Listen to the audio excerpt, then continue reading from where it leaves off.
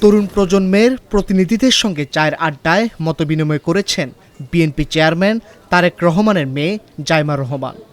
সোমবার বিকালে রাজধানীর মহাখালী ডিওএইচএস প্লেগ্রাউন্ডে এই আয়োজন করে বিএনপির নির্বাচন পরিচালনা কমিটির কন্টেন্ট জেনারেশন টিম।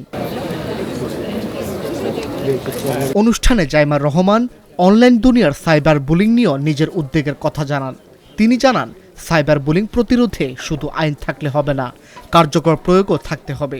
পাশাপাশি সামাজিক যোগাযোগ মাধ্যমগুলোর কার্যালয় বাংলাদেশে স্থাপন করলেও এই সমস্যা অনেকটা সমাধান সম্ভব বলে মন্তব্য করেন তিনি।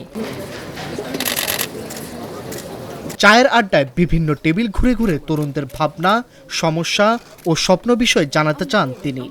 বিভিন্ন বিশ্ববিদ্যালয়ের শিক্ষার্থীদের সঙ্গে আলাপকালে উঠে আসে রাজধানীর বায়ু দূষণ, যানজট, চাকরি সমস্যা সহ নানা বিষয়। জাইমা রহমানের মতে, প্রাথমিক পর্যায় থেকে ব্যবস্থা নিলে শহর এবং গ্রামে শিক্ষার বৈষম্য দূর করা সম্ভব। পাশাপাশি উচ্চশিক্ষা পর্যায়ে মূল কারিকুলামের বাইরে ব্যবহারিক কার্যক্রম বা সহশিক্ষা ব্যবস্থা থাকা উচিত।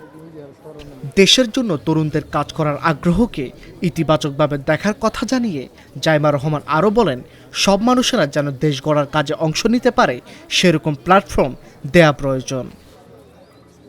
রাজনীতি এবং নির্বাচন নিয়ে তরুণদের দৃষ্টিভঙ্গি ছিল এই আড্ডার অন্যতম মূল আকর্ষণ। বর্তমান রাজনৈতিক প্রেক্ষাপটে তাদের ভোটাধিকার প্রয়োগের গুরুত্ব এবং একটি অংশগ্রহণমূলক নির্বাচনের আকাঙ্ক্ষা ব্যক্ত করেন উপস্থিত তরুণরা।